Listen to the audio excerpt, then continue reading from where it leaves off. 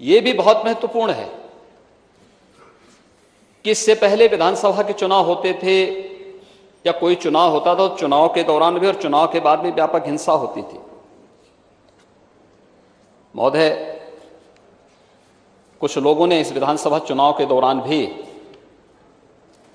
या चुनाव संपन्न हुए उसके बाद कुछ हरकत की थी, लेकिन उस हरकत को कुछ ही घंटों में हम लोगों ने कंट्रोल भी किया, यूपी पुलिस ने कंट्रोल भी किया है। बहुत सारे लोगों ने गर्मी दिखाने का प्रयास भी किया, तो गर्मी भी शांत हो रही है, बहुत अच्छे ढंग से हो रही है। उत्तर प्रदेश की कानून व्यवस्था आज देश के अंदर नजीर बनी हुई है। 5 वर्ष में कोई दंगा नहीं।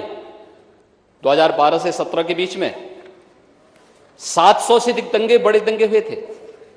महीनों महीनों तक मुजफ्फरनगर, बरेली, लखनऊ, कानपुर, कौन सा ऐसा जिला था जहां पे दंगे न हुए हों? 5 वर्ष में कोई दंगा, 17 से 22 के बीच में कोई दंगा नहीं हुआ, कोई कर्फ्यू नहीं। और नई सरकार के गठन के बाद रामनवमी के अवसर पर देश के अंदर 7 राज्यों में दंगे हुए, यूपी में कोई दंगा नहीं।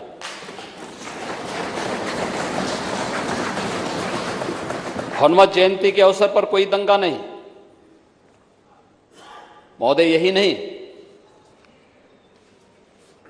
हमें हर जगह से शिकायत आती थी, बुजुर्गों के द्वारा, परिवार की महिलाओं के द्वारा, बेटियों के द्वारा, माताओं के द्वारा कि नवजात शिशु हैं या कोई बीमार व्यक्ति है, अनावश्यक माइक धर्मस्थलों से उतरने चाहिए, शोरगुल बंद होना चाहिए। हम लोगों ने एक अपील की, 1 लाख से अधिक माइक या तो उतरे हैं या उनकी आवाज कम हुई है। उत्तर प्रदेश में पहले भी हो सकता था, इच्छा शक्ति नहीं थी। हर एक कार्य को वोट बैंक के नजरिए से देखने की जो प्रवृत्ति है उसने नहीं करने दिया, और शायद इतिहास में पहली बार हुआ है और उत्तर प्रदेश में हुआ है कि अलविदा की नमाज भी सड़कों पे नहीं हुई है। ईद के अवसर पर सड़कों पर कोई अराजकता नहीं हुई, शांतिपूर्ण तरीके से पर्व और त्योहार मनाए गए। सरकार ने कहा कि सबको सुरक्षा देना हमारा दायित्व है, सुविधा देना यह भी सरकार का कार्य है। हर पर्व और त्योहार को शांतिपूर्ण और सौहार्दपूर्ण तरीके से मनवाने में हम योगदान देंगे। और मैं अभिनंदन करूंगा उन सभी धर्मगुरुओं का जिन्होंने उत्तर प्रदेश की कानून व्यवस्था के साथ साथ शांति और सौहार्द के इस अभियान को आगे बढ़ाने के लिए अपना योगदान दिया। और मुझे लगता है कि उत्तर प्रदेश आज देश के अंदर एक नजीर माना जा रहा है।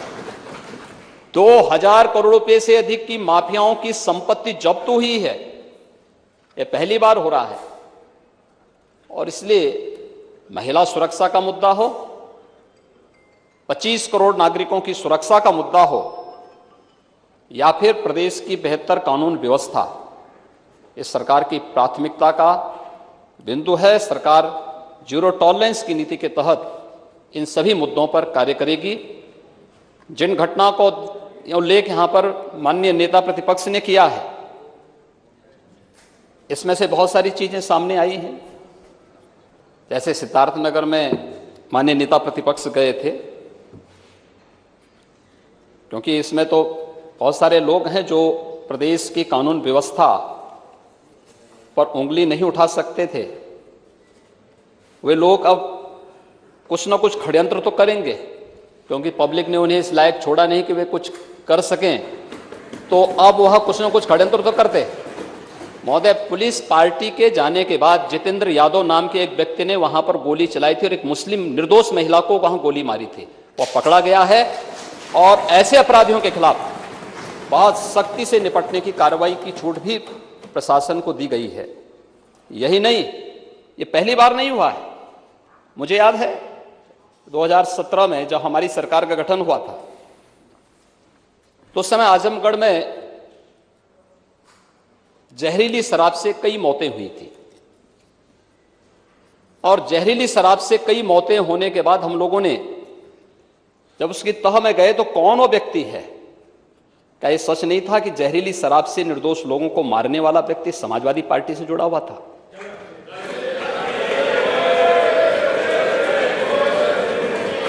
हमारे पास उसके पूरे तथ्य हैं, पूरे प्रमाण हैं, और मैं उसका नाम बोलूंगा तो आपको और बुरा लग जाएगा। नाम मत लेने दीजिए। अध्यक्ष महोदय, अगर नाम ही लेने माननीय सदन के नेता को, तो पिछले 5 साल में इस तरह के काम से जुड़े हुए सबके नाम लेते।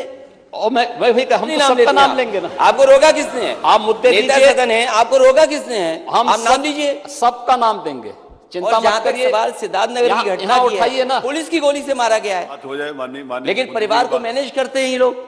माननीय मुख्यमंत्री जी की बात आई, उसमें आप एक जिम्मेदार व्यक्ति हैं, प्रदेश के पूर्व मुख्यमंत्री रह चुके हैं, और उस गंभीरता को, पुरानी बात नहीं, आपको इस बात को ध्यान रखना होगा कि